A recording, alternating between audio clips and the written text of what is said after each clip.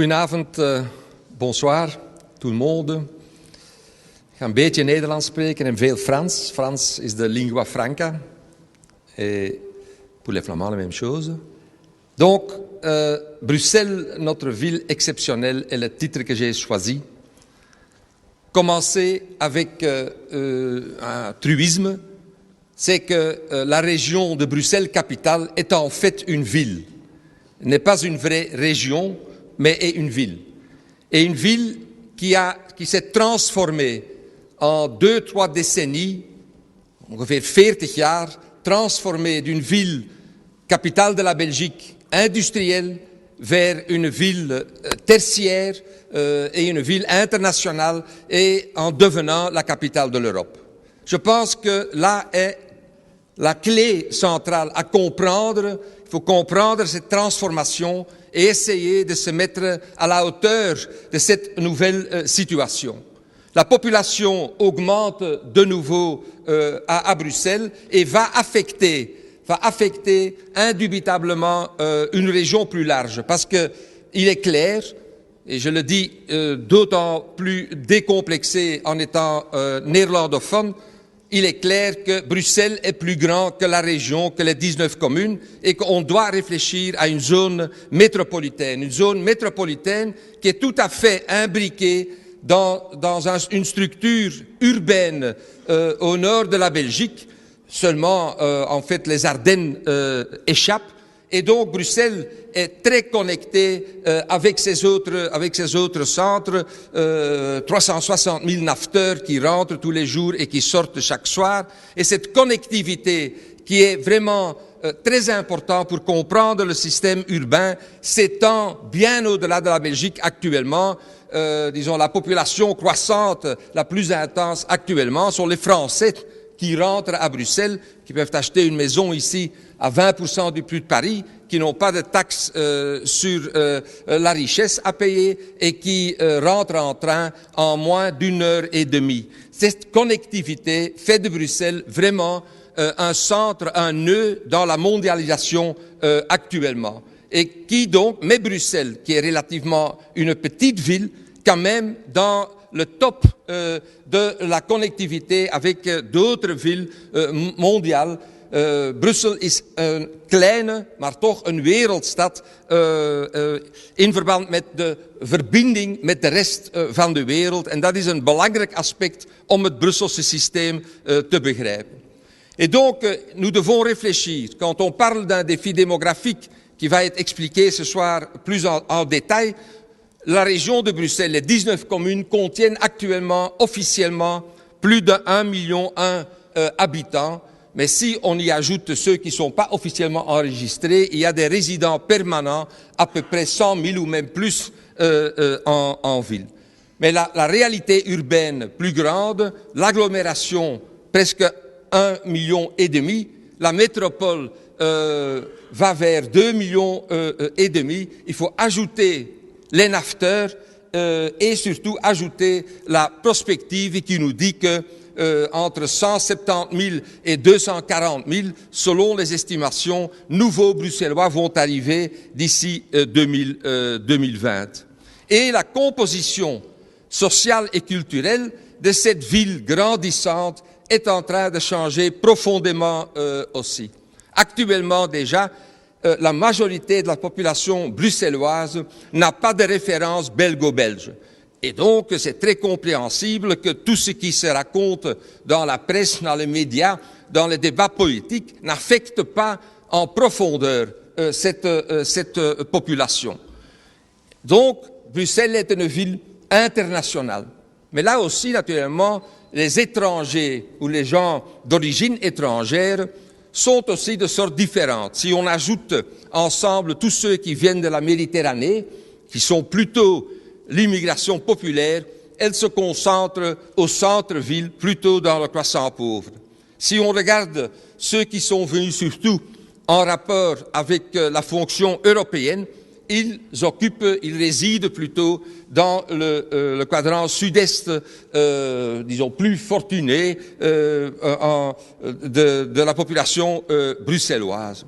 Et donc Bruxelles, dans cette fonctionnalité, s'installe dans le centre, vraiment, dans la banane bleue, dans le centre de la dynamique européenne.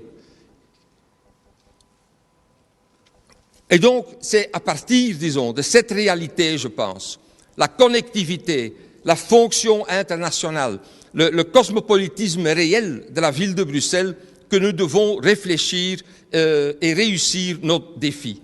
Le défi qui est très clair, c'est l'emploi, surtout des gens avec une éducation et une formation moindre. Et donc là, il faut inventer une économie urbaine. Le logement qui fait vraiment défaut et qu'il faut en même temps transformer dans un habitat convivial et durable.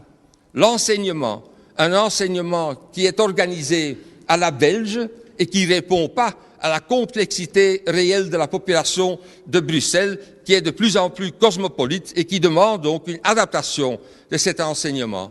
Une mobilité durable, une jeunesse. Bruxelles est une ville très jeune, avec beaucoup de jeunes, qu'on doit absolument donner un futur, une vision pour le futur. Et je pense d'ailleurs que ce futur, cette mission centrale, c'est vraiment d'assumer la mission de devenir la capitale de l'Europe. Bruxelles est déjà la capitale en ce qui concerne les institutions, en ce qui concerne le fonctionnement de l'Europe. Elle doit devenir la capitale de l'Europe en ce qui concerne, disons, les softwares, en ce qui concerne la culture, la formation, les idées qui doivent y émerger. Et pour répondre à ces défis, nous devons prendre au sérieux la question actuelle de la fragmentation et la segmentation réelle de Bruxelles.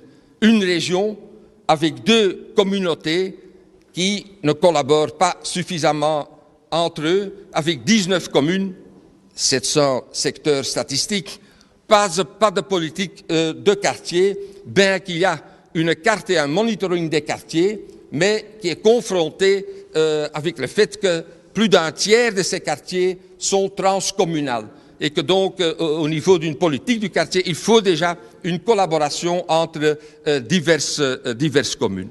Donc je pense que la question de la segmentation et la fragmentation est un élément clé à considérer pour disons, changer cela dans une collaboration et une interaction beaucoup plus grande. Ce petit tableau vous montre la complexité institutionnelle de Bruxelles qui donne à toutes les compétences beaucoup d'autorités qui s'occupent de la même compétence. Et donc, naturellement, le résultat de cela, c'est qu'il n'y a pas de politique unique ou de politique intégrée, mais l'alternative, naturellement, est que nous, en étant société civile de Bruxelles, Bruxelles a une société civile très créatrice, très innovative, parce que si un dossier n'a pas de succès dans une instance, on la traduit et on l'introduit ailleurs, ou si elle ne reçoit pas une réponse au niveau de la région, on essaye la commune, etc. Bruxelles a une société civile très dynamique et très active, qui d'ailleurs se mêle actuellement d'un projet pour Bruxelles. Il y a eu les États généraux de Bruxelles, il y a eu le secteur culturel qui se sont mis en réseau et qui ont fait un accord culturel et même un plan culturel pour Bruxelles, c'est-à-dire qu'il y a un changement très sensible ces dernières années pour vraiment répondre à ce défi de devenir une ville internationale. Une ville internationale qu'on pourrait, pour le mettre en débat, faire de Bruxelles la ville de Europeanness, whatever that may mean. Et donc, vous avez déjà vu les imaginaires qui se font pour la solution de la Belgique, c'est-à-dire Brussels, Capital of Europe, avec un réseau urbain très étendu, qui a la même forme que Los Angeles, où on peut aller d'Ostende jusqu'à Arlon dans ce réseau. Donc je pense vraiment que nous devons travailler l'imaginaire commun de Bruxelles, accepter ce qu'on est vraiment, c'est une petite ville mondiale qui a une mission basée sur le cosmopolitisme réel de la population et d'en faire vraiment la petite ville mondiale qu'on est. Merci de votre attention.